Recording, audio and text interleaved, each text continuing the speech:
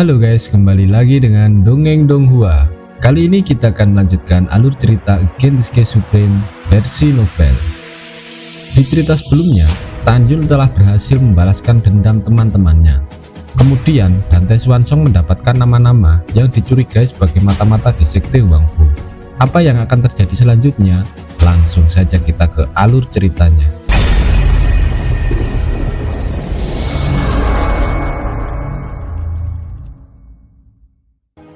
Setelah Dante Swansong menerima pesan dari bawahannya tentang perang antar dinasti dan rencana penyerangan dua sekte kuno ke sekte suci Huangfu, dia berharap selama masih hidup agar bisa menyelesaikan 48 rencana dari Tanjun serta membuat benua hukuman surgawi kembali berjaya.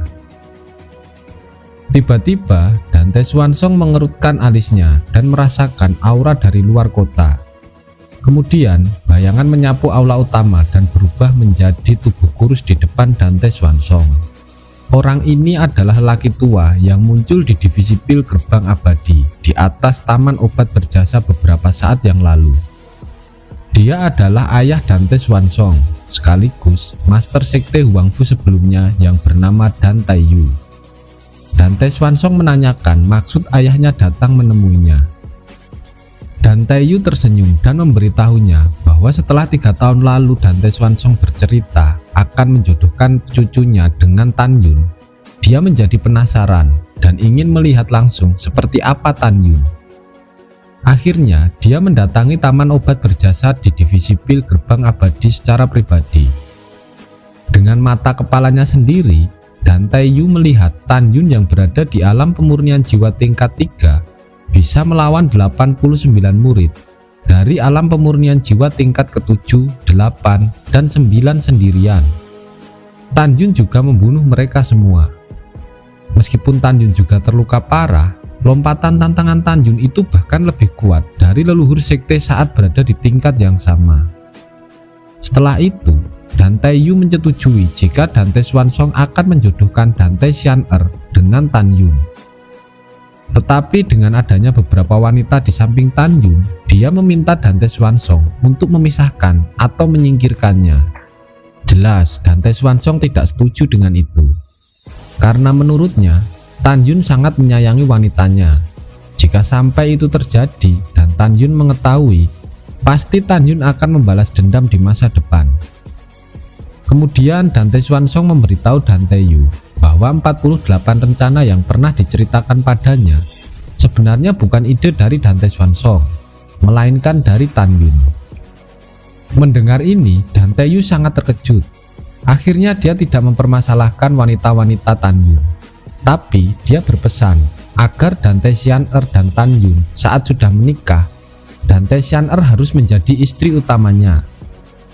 Dante Swansong setuju dengan itu karena itu juga rencananya. Akhirnya Dan Taiyu pergi. Sementara itu, di divisi jiwa suci gerbang abadi, saat ini seorang pemuda dengan hati-hati memelihara sekuntum bunga di lembah peri. Dia tampak seperti anak laki-laki kulit putih yang cantik. Tiba-tiba, anak laki-laki berpakaian putih itu merasakan ruang di atas lembah peri bergetar. Di sana diatur oleh seseorang untuk menghalangi orang mengintip. Saat berikutnya, Dante Swansong keluar dari lembah peri menatap pemuda cantik itu. Xian'er, mengapa kamu berpura-pura menjadi laki-laki lagi? Kamu adalah putriku. Seorang pria yang cantik itu adalah anak Dante Swansong yang sebenarnya adalah wanita bernama Dante Xian'er. Selama memasuki divisi jiwa suci gerbang abadi, dia merubah penampilannya menjadi sosok laki-laki dan menggunakan nama Dan Taiyu. Bahkan gurunya yang merupakan kepala divisi jiwa suci gerbang abadi tidak mengetahui identitas aslinya. Lalu Dante Swansong berkata akan memberitahukan 2 hal pada Dante Xian'er. Pertama, gurunya yang merupakan kepala divisi jiwa suci merupakan mata-mata. Kedua, Dante Swansong akan menikahkan Dante Xian'er dengan Tanjun. Mendengar itu Dante Xian'er terkejut. Dia tidak mau dijodohkan dengan Tanjun. Lagi pula Tanjun sudah memiliki 2 tunangan, yaitu Mumenyi dan Zhong Wuxiao. Tetapi Dante Swansong tetap memaksanya dan akan meminta Tan Yun menjadikannya sebagai istri utama. Dan juga kakeknya juga sudah setuju untuk menjadikan Tan Yun sebagai menantu. Sejak Dante Xian'er kecil, Dante Swansong sudah menuruti semua permintaannya. Sekarang Dante Xian'er harus mau menerima permintaan ayahnya yang satu ini. Dante Swansong menjadi marah karena anaknya masih tidak mau dijodohkan dengan Tan Yun, seorang jenius berbakat yang tidak ada tandingannya. Akhirnya Dante Xian'er meminta waktu pada ayahnya. Dia akan mencoba untuk kenal dengan Tan Yun. Apabila Tan Yun membuatnya tertarik, maka Dante Xian'er akan menyetujui rencana pernikahan itu. Dante Swansong pun setuju. Lalu dia meminta Dante Xian'er untuk datang ke divisi pil setengah bulan kemudian, agar dia bisa menyaksikan pertandingan alkimia antara tetua dan murid divisi pil gerbang abadi, dan bisa melihat seperti apa itu Tan Yun. Mendengar ini, Dante Xian'er tidak bisa menolak. Tetapi dia ingin saat berkenalan dengan Tan Yun, dia dikenalkan sebagai seorang laki-laki. Dante Swansong pun menyetujuinya. Setelah itu, Dante Swansong segera pergi meninggalkan Dante Xian'er. Pada saat yang sama, di alam rahasia divisi pil di istana yang megah, tetua keempat Lu Yi berbicara dengan Han Yong, diaken dari penegak hukum. Mereka merencanakan untuk membunuh Tan Yun, tetapi Lu Yi takut karena Master Sekte menyukai Tan Yun. Han Yong menenangkannya, dan setelah kompetisi alkimia selesai, dia akan mencari alasan agar bisa mengeksekusi Tan Yun di depan umum. Lalu Lu Yi juga menanyakan mengenai Pang Tong dan 38 murid lainnya yang bunuh diri. Han Yong masih belum mendapatkan petunjuknya, tapi dia menduga itu ada hubungannya dengan Tan Yun. Karena sebelum mereka bunuh diri, mereka menyebut nama Mumenyi yang merupakan tunangan Tan Yun. Jadi kemungkinan itu ada hubungannya dengan Tan Yun. Han Yong bersumpah akan membunuh Tan Yun di masa depan. Saat malam tiba, pembunuhan seorang Tan Yun terhadap 89 orang telah menyebar ke seluruh divisi pil gerbang abadi. Di antara lebih dari 200.000 murid, para murid di bawah tingkat ke-9 dari alam pemurnian jiwa menggambarkan Tan Yun sebagai orang yang luar biasa.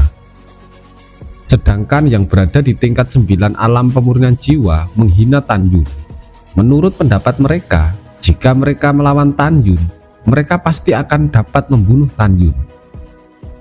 Ada lebih dari 20.000 murid dari alam pemurnian jiwa tingkat sempurna. Mereka menertawakan pujian Tan Yun dari para murid di bawah level 9 di alam pemurnian jiwa.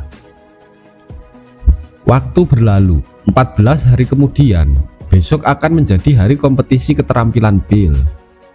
Di lembah peri yang indah, Tan Yun yang telah lama pulih dari luka-lukanya membantu kedua wanitanya berjalan-jalan dengan lengan kirinya menopang Suezian dan lengan kanannya memegang Mumenyi. Wajah kedua wanita itu pucat, lukanya masih belum sembuh, jadi dia ingin Tan Yun membantunya menggerakkan otot dan tulangnya.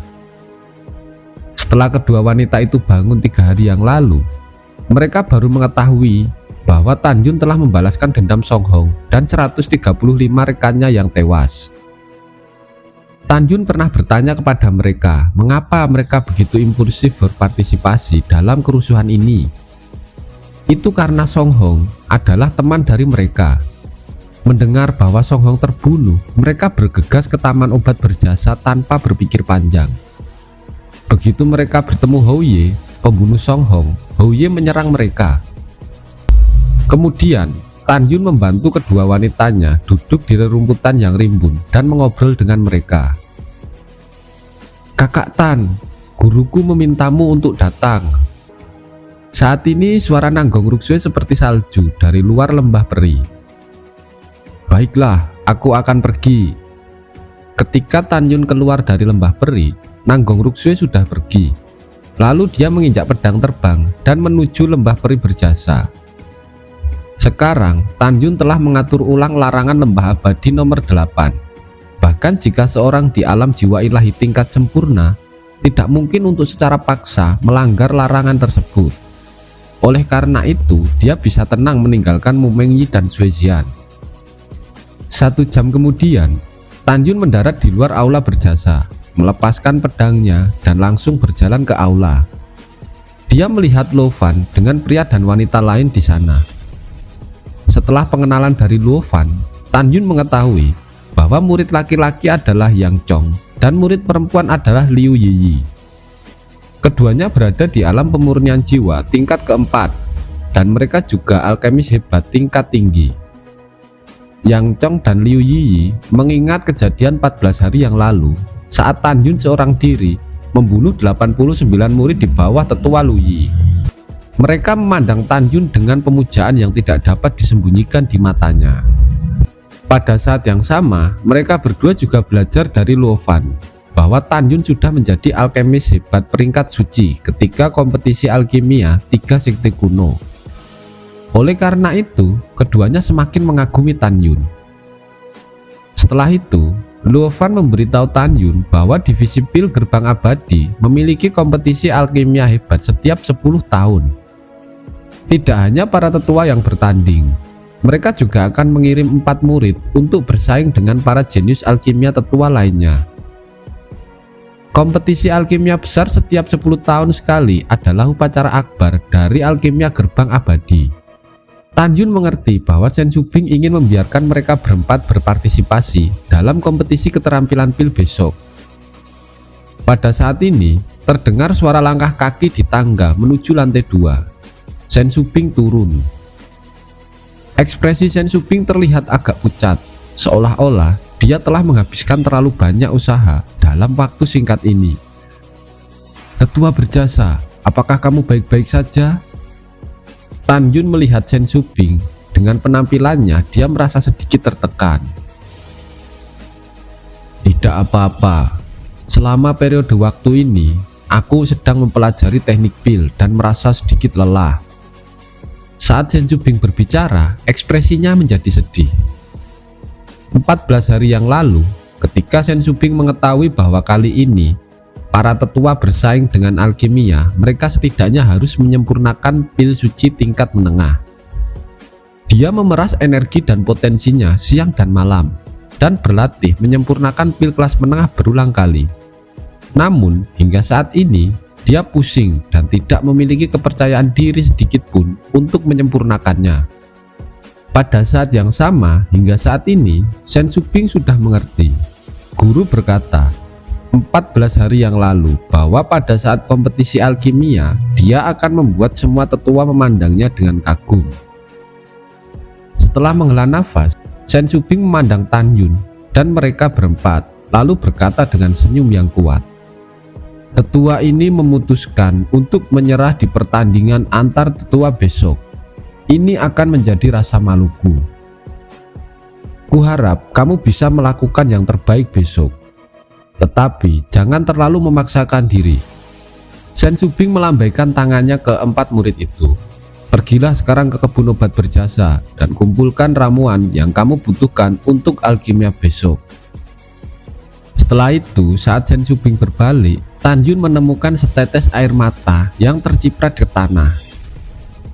Ketika mereka melangkah ke aula berjasa, mereka melihat kembali ke punggung suram Shen Shubing, mengambil nafas dalam-dalam, dan berkata pada dirinya sendiri bahwa mereka akan membuat gurunya bangga. Biarlah semua tetua yang mempermalukanmu akan menjadi malu. Setelah itu, Tan Yun dan kelompoknya tiba di kebun obat berjasa dengan pedang terbang. Melihat Tan Yun, para murid penjaga kebun obat menyambut Tan Yun dengan antusias. Tan Yun dengan sopan menyapa 30 murid dan menjelaskan niatnya. Setengah jam kemudian, saat Tan Yun dan yang lainnya selesai memetik obat mujarab, Luo Fan memandang Tan Yun dengan tidak mengerti. Karena obat mujarab Tan Yun hanya berada di urutan ke-7 dan 36 diantaranya adalah obat mujarab 1000 hingga 1600 tahun. Mereka menatap Tan Yun dengan bingung. Dalam pikiran ketiga orang itu, jika obat mujarab tingkat tinggi dikumpulkan oleh Tan Yun, ramuan yang dimurnikan pasti luar biasa. Tan Yun sedikit tersenyum. Ini adalah rahasia. tidak boleh diungkapkan. Selamat tinggal. Tan Yun membuat teka-teki bodoh, menginjak pedang terbang dan menghilang ke langit malam. 1 jam kemudian, Tan Yun kembali ke lembah abadi nomor 8. Tan Yun dan kedua wanitanya mengobrol dengan gembira saat larut malam, dan kemudian mengantarkan Sui Jian dan Mu Mengyi ke paviliun untuk beristirahat. Setelah itu, Tan Yun meninggalkan paviliun. Sosoknya melintas, muncul di atas paviliun, perlahan berbaring, memejamkan mata, dan mulai memikirkan rencana selanjutnya. Setelah beberapa pemikiran, dia memutuskan dengan memasuki gulungan ruang waktu yang berada di dojo ruang waktu, dia akan menyempurnakan pil sambil meningkatkan kekuatan. Setelah kompetisi alkimia selesai, embrio pedang yang terbuat dari meteorit ungu dari dunia luar akan ditempa pada langkah kedua, ketiga, dan keempat. Pada akhirnya, dia akan menggunakan 11 bahan pemurnian yang akan disempurnakan menjadi embrio pedang untuk membuat pedang terbang kelas tinggi dengan 11 atribut sekaligus. Tan Yun penuh dengan harapan. Setelah disempurnakan saat itu, dia akan dapat menggunakan seni pedang Dewa Pembunuh Hongmeng, dan kekuatannya akan sangat meningkat.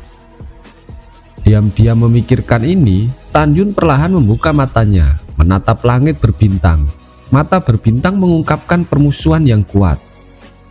Musuh masa lalu, penderitaan segala usia, keyakinan dan tekad Tan Yun untuk membalas dendam tidak akan pernah goyah. Keesokan harinya, Luo Fan telah mengemudikan perahu roh melayang di luar lembah peri nomor 8. Di belakangnya ada Yang Chong dan Liu Yiyi. Tidak lama kemudian, Tan Yun membantu Sui Jian dan Mu Mengyi keluar dari lembah peri dan melompat ke perahu roh. Luo Fan mengendarai perahu roh membawa semua orang menuju dojo ruang dan waktu. Lebih dari 200.000 murid divisi pil telah tiba, dibagi menjadi 39 kelompok berdiri di depan platform tinggi dojo. Ada lebih 400 diaken tiba seperti yang mereka lakukan, dan wajah mereka dengan khidmat berhenti di depan para murid. Setelah beberapa saat, 39 tetua termasuk Shen Shubing melangkah ke dalam kehampaan dan terbang di depan para diaken, menunggu kepala Tang datang. Hari ini bukan hanya hari kompetisi besar divisi pil gerbang abadi, tetapi juga 3 divisi lainnya. Menurut aturan sekte, selama kompetisi besar masing-masing 4 divisi, gerbang alam rahasia 4 divisi harus dibuka untuk memungkinkan kepala divisi, ketua, dan murid dari 5 divisi lainnya untuk masuk dan menonton. Tetapi, sekarang ketika perselisihan dari 9 divisi meningkat, hanya murid dari 5 jiwa, angin guntur, jiwa kuno, jiwa binatang, dan jiwa suci yang akan berkumpul untuk menonton kompetisi itu. Adapun para pemimpin dan tetua dari 5 divisi, mereka menolaknya. Karena di dalam hati mereka, divisi mereka sendiri adalah divisi utama sekte Huangfu yang telah lama ada.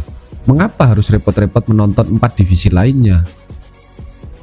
Saat ini, di belakang dojo ruang waktu, ada murid 5 divisi yang jumlahnya 100.000 orang menonton.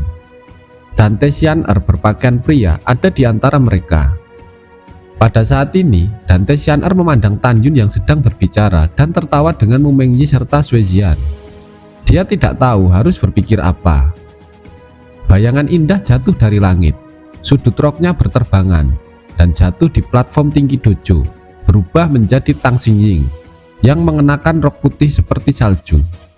Segera, 39 tetua termasuk Shen Shubing, Lu Yi, dan Chen Suiyu membungkuk hormat kepada Tang Xingying. Hal yang sama berlaku untuk Han Yong dan lebih dari 400 diaken. Lalu lebih dari 200.000 murid divisi pil semuanya juga berlutut. Kemudian Tan Xingying berkata, "Sekarang dengan ketua ada di sini, kami menyambut ketua divisi pil gerbang suci."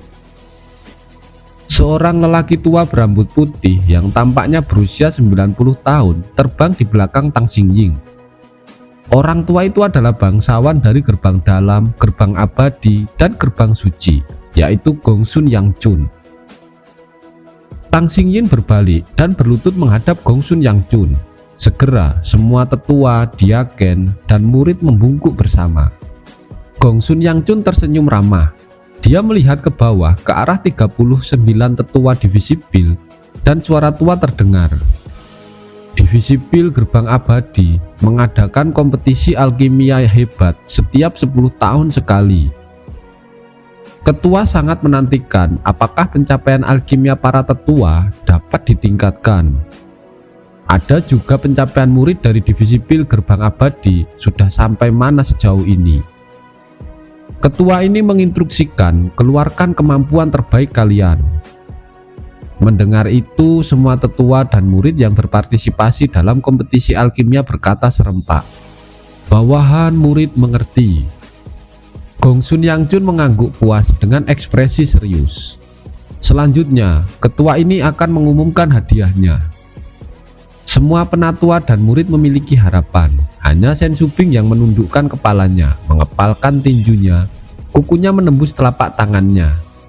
Dia ingin makan daging Gongsun Yangjun dan meminum darahnya. Jika bukan karena dia, ayahnya tidak akan diusir dari sekte Huangfu dan dia tidak akan mati karena sakit. "Ayah, jangan khawatir. Cepat atau lambat, putrimu akan membuat Gongsun Yangjun membayar hutangnya." Shen Subing diam-diam mengangkat kepalanya menatap Gongsun Yangjun. Kemudian Gongsun Yangjun kembali berkata, "Selama pertandingan para murid, orang yang memurnikan pil harta kelas menengah mendapat 1000 poin, pil harta karun kelas atas mendapat 2000 poin, pil harta karun kelas terbaik mendapat 3000 poin, pil suci tingkat rendah mendapat 4000 poin, pil suci tingkat menengah mendapat 5000 poin, pil suci tingkat tinggi mendapat 6000 poin, pil suci tingkat tertinggi mendapat 7000 poin. Tentu saja, jika ada murid yang dapat menyempurnakan pil suci tingkat rendah, akan mendapat 10.000 poin. Peringkat terakhir dihitung berdasarkan skor total dari 4 murid dari masing-masing tetua. Selanjutnya, Gongsun Yangjun melihat ke bawah ke 39 tetua di bawah platform tinggi dan berkata dengan lantang, "Kalian semua juga tahu bahwa Master Sekte telah membagi kepala ini dan 8 kepala lainnya dari gerbang suci. Satu orang memiliki 3 tambang batu roh kelas atas, 5 tambang roh tingkat tinggi, dan 10 tambang roh tingkat menengah, serta 20 tambang roh tingkat rendah. Mulai saat ini, ketua ini akan mengambil 1 tambang roh kelas menengah, kelas tinggi, dan kelas atas sebagai hadiah atas hasil pertandinganmu. 39 dari kalian, siapapun yang bisa memenangkan hadiah pertama, ketua ini akan menganugerahkan tambang roh yang luar biasa. Tempat kedua diberikan tambang roh kelas atas. Tempat ketiga diberikan tambang roh kelas menengah." Mendengar ini, mata para tetua menjadi panas. Pada saat ini, Lu Yi menebak bahwa itu pasti rencana gurunya. Mengetahui bahwa dia telah dipromosikan menjadi alkemis peringkat suci dan ingin memberikan hadiah yang sangat berharga. Tujuannya adalah untuk memberinya tambang roh terbaik. Gongsun Yangjun tersenyum dan berkata, "Tentu saja, para tetua yang mendapat tambang roh hanya memiliki masa penambangan 10 tahun. Batu roh yang ditambang adalah milik pemenang tambang roh. 10 tahun kemudian, tambang roh akan dialokasikan lagi menurut peringkat. Ya, aku akan menunggumu 1 bulan kemudian saat kompetisi alkimia selesai." Itu kata-kata itu keluar, Gongsun Yangjun naik ke langit dan menghilang dari 7 ruang dan waktu. Segera Tan Xinjing dan para penatua, Diaken, dan para murid bangkit. Tan Xinjing memandang rendah para murid dan memerintahkan, "Sekarang keempat murid dari tetua yang berpartisipasi dalam kompetisi besar pergi ke platform tinggi." Bayangan menyapu platform tinggi 7 dan berubah menjadi 155 murid, laki-laki dan perempuan. Tan Xinjing melirik ke 155 orang, lalu menatap Shen Subing. "Subing, mengapa kamu hanya mengirim 3 orang?" Shen Subing melirik Luo Fan, Yang Chong, dan Liu Yiyi di atas panggung. Dia mengangkat alisnya dan kembali menatap Tan Yun. "Apakah kamu tidak berpartisipasi?" Ketua, murid menyerah. Tan Yun membungkuk. Ketika jawaban ini keluar, hadirin gempar. Bukankah dia seorang alkemis hebat pangkat suci? Bagaimana dia bisa melepaskan kompetisi besar pada saat ini? Ini sangat menarik. Dikelilingi oleh suara keterkejutan, ejekan para murid, Shen Shubing langsung menjadi pucat dan berkata dengan dingin, "Tan Yun, apakah kamu yakin ingin melakukan ini?" Tanpa menunggu Tan Yun berbicara, Luo Fan berkata dengan cemas, "Kakak Tan, karena kamu mengumpulkan ramuan bersama kami tadi malam, itu berarti kamu berencana untuk berpartisipasi. Ayo, datanglah." Tan Yun masih menggelengkan kepalanya dan menatap Shen Shubing. Murid tidak akan berpartisipasi. Shen Shubing sangat marah, kemudian melihat lebih dari 3.800 muridnya dan tanpa ragu berkata, "Xie Ting, kamu datang untuk berpartisipasi." Dengan suara hormat, seorang murid perempuan naik ke panggung tinggi.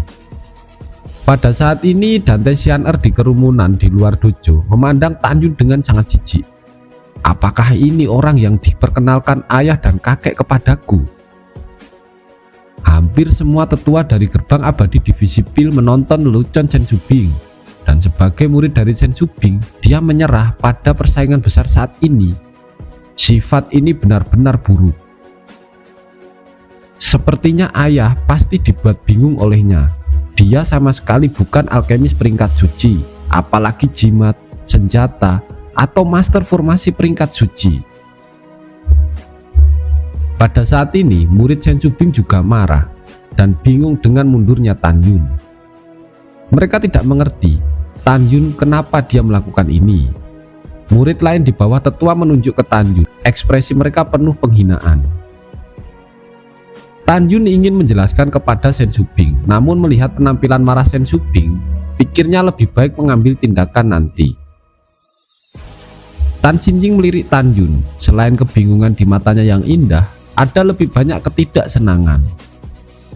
Lalu Tan Xinjing mengalihkan pandangan dari Tan Yun, menatap ke bawah pada 39 tetua yang hadir dan berkata, "Kalian naik juga." Tan Xinjing mengerutkan kening ketika semua tetua bergegas ke platform tinggi, tetapi menemukan bahwa Shen Shubing masih berdiri di bawah platform tinggi. Segera Tan Xinjing mengerti bahwa Shen Shubing akan menyerah dalam persaingan. Dia tahu bahwa Shen Shubing hanyalah seorang alkemis tingkat rendah dan dia tidak dapat menyempurnakan alkimia tingkat menengah. Tidak ada pilihan selain menyerah. Tan Xinjing mengerti dan tetua lainnya tentu saja juga tahu. Luo Yi mencibir di depan umum dan bertanya dengan sadar, "Tua berjasa, apa Anda juga menyerah?" Tiba-tiba kecuali tetua kelima Chen Shuiyu, tetua lainnya memandang Shen Shubing dengan menggoda. Shen Shubing sangat marah hingga giginya terkatup. Tetesan keringat keluar dari wajahnya yang kurus dan bola amarah membara di dadanya. Dia menatap para tetua di platform tinggi dojo, dan ketika kemarahan tidak meledak, dia tiba-tiba meledak dari ruang dan waktu dojo. "Bagaimana saya bisa menggunakan tetua saya yang berjasa untuk berurusan dengan Anda para tetua? Saya saja sudah cukup." Suara yang akrab datang dari belakang dan Shen Shubing tiba-tiba menoleh ke belakang, melihat Tan Yun membungkuk dalam-dalam pada dirinya dengan tegas mengatakan, "Tetua berjasa, tolong beri murid kesempatan untuk mewakili Anda." Kata-kata Tan Yun seperti tembakan yang dilemparkan ke kerumunan, menyebabkan kegemparan para penonton. Oke guys, sampai di sini dulu alur cerita kali ini. Kita bertemu lagi di episode selanjutnya. Jangan lupa like, share, dan subscribe. Terima kasih.